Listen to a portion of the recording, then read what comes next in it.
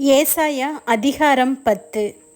ஏழைகளை வழக்கிலே தோற்க பண்ணவும், என் ஜனத்தில் சிறுமையானவர்களின் நியாயத்தை புரட்டவும், விதவைகளை சூறையாடவும், திக்கற்ற பிள்ளைகளை கொள்ளையிடவும், அநியாயமான தீர்ப்புகளை செய்கிறவர்களுக்கும் கொடுமையான கட்டளைகளை எழுதுகிறவர்களுக்கும் ஐயோ. விசாரிப்பின் நாளிலும் தூரத்திலிருந்து வரும் பாழ்கடிப்பின் நாளிலும் நீங்கள் என்ன செய்வீர்கள்? உதவி பெறும்படி யாரிடத்தில் ஓடுவீர்கள்? உங்கள் மகிமையை எங்கே வைத்து விடுவீர்கள்? கட்டுண்டவர்களின் கீழ் முடங்கினால் ஒழிய கொலை செய்யப்பட்டவர்களுக்குள் விழுவார்கள். இவை எல்லாவற்றிலும் அவருடைய கோபம் ஆறாமல் இன்னும் அவருடைய கை நீட்டினபடியே இருக்கிறது. என் கோபத்தின் கோலாகிய ஆசாரியனுக்கு ஐயோ, அவன் கையில் இருக்கிறது என் சினத்தின் தண்டாயுதம்.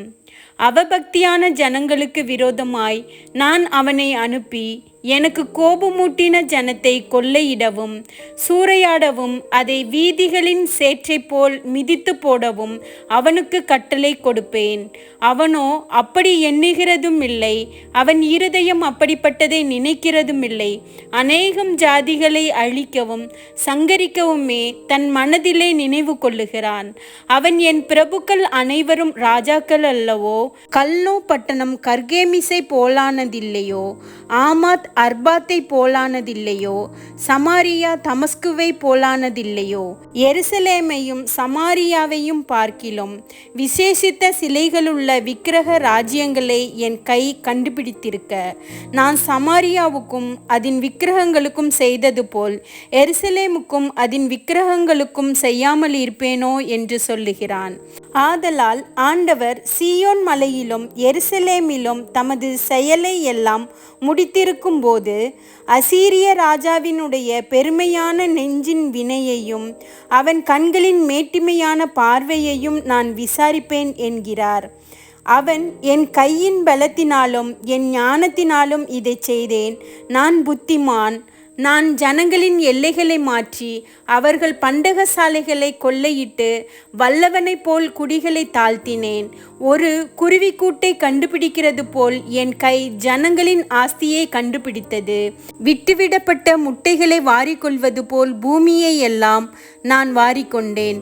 ஒருவரும் செட்டையை அசைத்ததும் இல்லை, வாயை திறந்ததும் இல்லை, கீச்சென்று சத்தமிட்டதும் இல்லை என்று சொல்லுகிறான். கோடாரியானது தன்னால் வெட்டுகிறவனுக்கு விரோதமாய் மேன்மை பாராட்டலாமோ? வாளானது தன்னை கையாடுகிறவனுக்கு விரோதமாய் பெருமை பாராட்டலாமோ? பாராட்டினால் தடியானது தன்னை பிடித்தவனை மிரட்டினார் போலவும், கோலானது நான் மரக்கட்டை அல்லவென்று எழும்பினார் போலவும் இருக்குமே. ஆகையால் சேனைகளின் ஆண்டவராகிய கர்த்தர் அவனைச் சேர்ந்த கொளுத்தவர்களுக்குள்ளே இளைப்பை அனுப்புவார். பட்சிக்கும் அக்கினியைப் போலும் ஒரு அக்கினியை அவன் மகிமையின் கீழ் கொளுத்துவார். இஸ்ரவேலின் ஒளியானவர் அக்கினியும் அதன் பரிசுத்தர் அக்கினி ஜுவாலையுமாகி ஒரே நாளிலே அவனுடைய முச்செடிகளையும் நெரிஞ்சில்களையும் தகித்து பட்சித்து அவனுடைய வனத்தின் மகிமையையும் அவனுடைய பயிர் நிலத்தின் மகிமையையும் உள்ளும் புறமுமாய் அழிய பண்ணுவார். கொடி பிடிக்கிறவன் களைத்து விழுவது போலாகும். காட்டில் அவனுக்கு மீதியான மரங்கள் கொஞ்சமாயிருக்கும். ஒரு சிறு பிள்ளை அவைகளை எண்ணி எழுதலாம். அக்காலத்திலே இஸ்ரவேலில் மீதியானவர்களும் யாக்கோபின் வம்சத்தில் தப்பினவர்களும் பின்னொரு போதும் தங்களை அடித்தவனை சார்ந்து கொள்ளாமல் இஸ்ரவேலின் பரிசுத்தராகிய கர்த்தரையே உண்மையாய் சார்ந்து கொள்வார்கள். மீதியாய் இருப்பவர்கள் யாக்கோபில் மீதியாய் இருப்பவர்களே வல்லமையுள்ள தேவனிடத்தில் திரும்புவார்கள். இஸ்ரவேலே, உன் ஜனங்கள் சமுத்திரத்தின் மணலத்தனையாய் இருந்தாலும் அவர்களில் மீதியாய் இருப்பவர்கள் மாத்திரம் திரும்புவார்கள். தீர்மானிக்கப்பட்ட அழிவு நிறைந்த நீதியோடே புரண்டு வரும். சேனைகளின் கர்த்தராகிய ஆண்டவர் தேசத்துக்குள்ளெங்கும் தீர்மானிக்கப்பட்ட அழிவை வரச் செய்வார். ஆகையால் சீயோனில் வாசமாயிருக்கிற என் ஜனமே, அசீரியனுக்கு பயப்படாதே. அவன் உன்னை கோலால் அடித்து எகிப்தியரை போல் தன் தண்டாயுதத்தை உன்மேல் ஓங்குவான்.